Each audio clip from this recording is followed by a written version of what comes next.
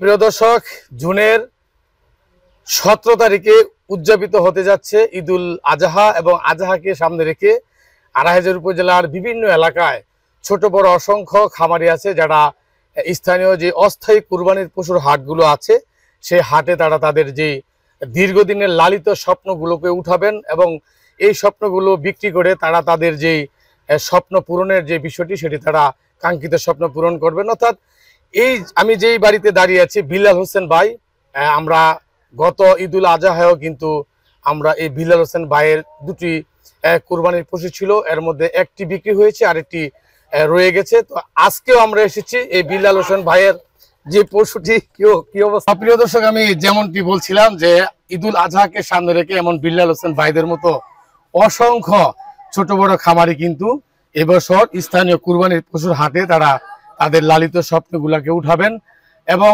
আড়াইহাজার উপজেলার যে কুরবানির পশুর হাটগুলো রয়েছে আমরা যতটা জানতে পেরেছি মোট 15টি অস্থায়ী হাটের অনুমোদন কিন্তু প্রক্রিয়াধীন।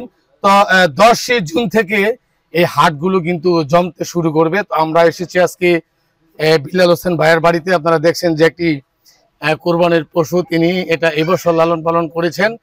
আরেকটি পশু আছে সেটিও কিছুক্ষণ পরে বের হবে ইনশাআল্লাহ।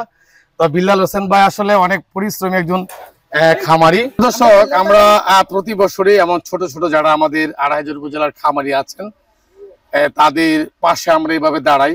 গত ঈদুল আজহায় আমরা এইভাবে এসেছিলাম এই বিল্লাল হোসেন ভাইয়ের বাড়িতে। এমন অসংখ্য খামারি আছে যারা বছর জুড়েই তিল তিল করে জমানো টাকা দিয়ে তিল তিল করে খরচ করে এই ধরনের কুরবানির পশু তারা তৈরি করেন, অর্থাৎ মোটাজাদাকরণ করে থাকেন।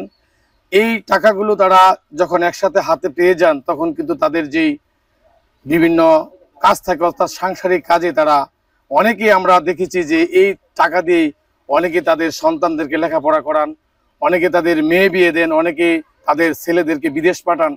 এই যে কৃষকের তিল তিল করে জমানো টাকা কিন্তু অনেক কষ্টের টাকা। জোগাড়দিয়া নয়াপাড়া এলাকা অর্থাৎ মাহমুদপুর ইউনিয়নের জোগাড়দিয়া নয়াপাড়া এলাকার সেই বিল্লাল ভাই, যে বিল্লাল ভাইয়ের দুটি কুরবানির পশু ছিল, একটির নাম ছিল রাজা, একটির নাম ছিল বাবু। তো রাজা অলরেডি বিক্রি হয়ে গেছে, এখন বাবু কিন্তু আসছে, কিছুক্ষণের মধ্যেই বাবুকে বের করা হবে। এই যে আমাদের বাবু চলে আসছে, বাবু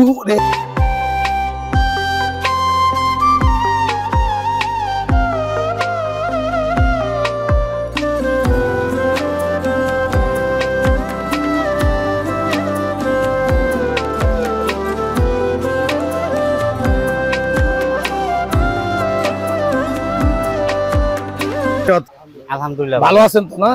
এইবার তো বাবু মাশাআল্লাহ বেশ আরো বেশি শক্তিশালী হয়েছে। এবারকার দাম চাই 4.5 লক্ষ টাকা। 4.5 লক্ষ টাকা। কত হলে বিক্রি করবেন? এর মানে 4.5 লক্ষ টাকা চাইছি, মানে আলোচনা সাপেক্ষে কিছু।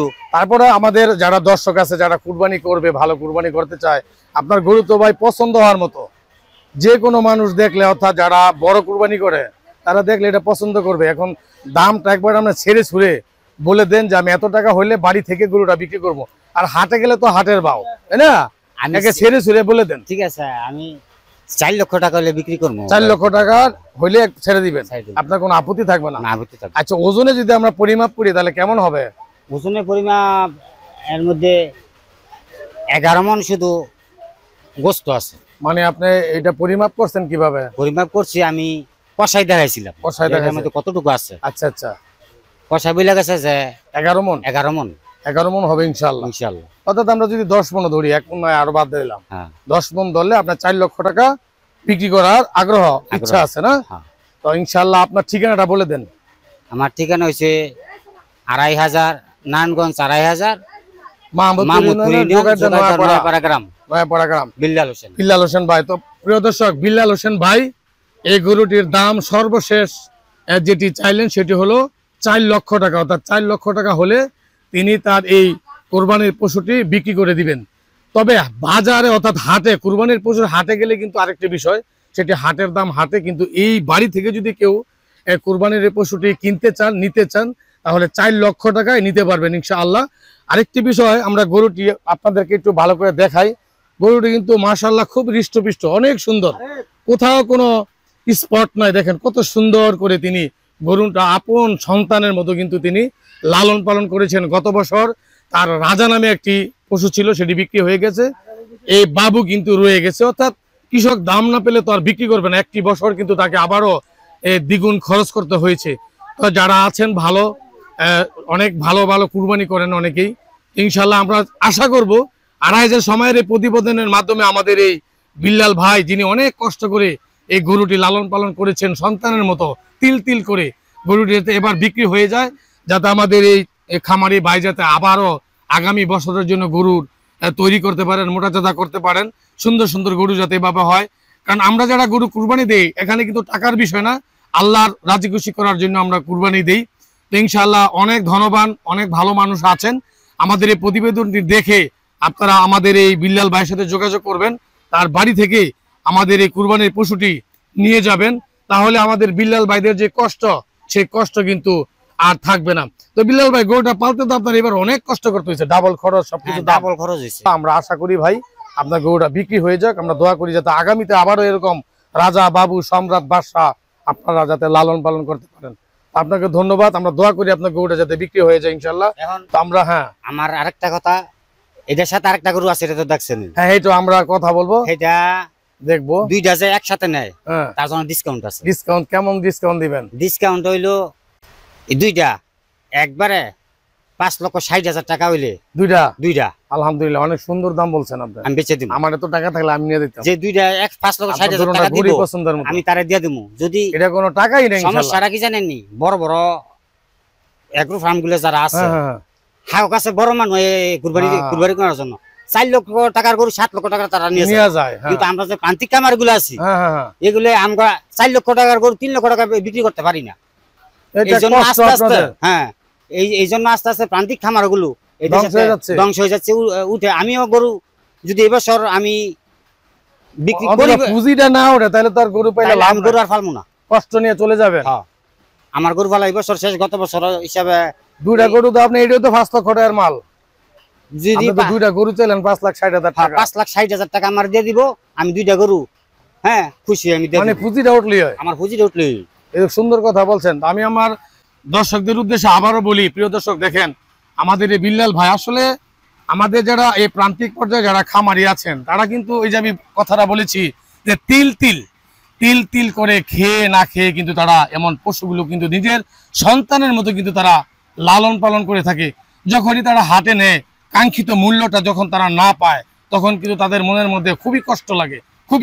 তিনি যে অভিযোগটি করলেন যে বড় বড় এগ্রো ফার্মে বড় বড় ধনবান যারা বড় কুরবানি করেন তারা চলে যান, সেখান থেকে তারা বড় বড় গরু, অর্থাৎ যে গরু 5 লাখ টাকা, সেই গরু 7 লাখ টাকা দিয়ে নিয়ে যান।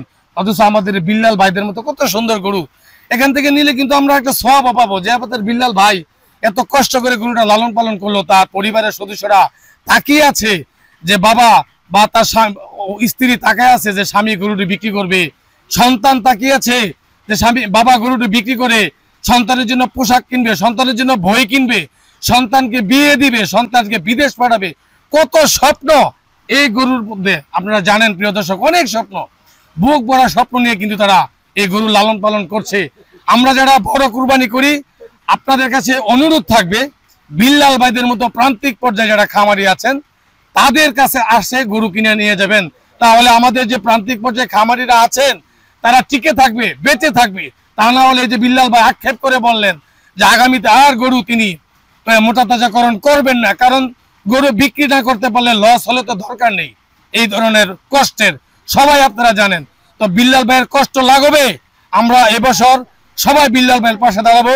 দুটা গরু তিনি লালন পালন করেছেন, এই বাবু আছেন, পাশে আরেকটি গরু আছেন, দুইটা কুরবানির পশু তিনি 5,60,000 টাকা মাত্র দাম চাইলেন দুইটা গরু। অর্থাৎ এটার ওজনই হবে 10 মণ, আর সেটার ওজন প্রায় 5 মণের কাছাকাছি হবে। তো সুতরাং যারা কুরবানি করবেন তারা বিল্লাল ভাইয়ের সাথে অবশ্যই যোগাযোগ করেন। আমাদের এই প্রান্তিক পর্যায়ের খামারিদেরকে আমাদের বাঁচাতে হবে।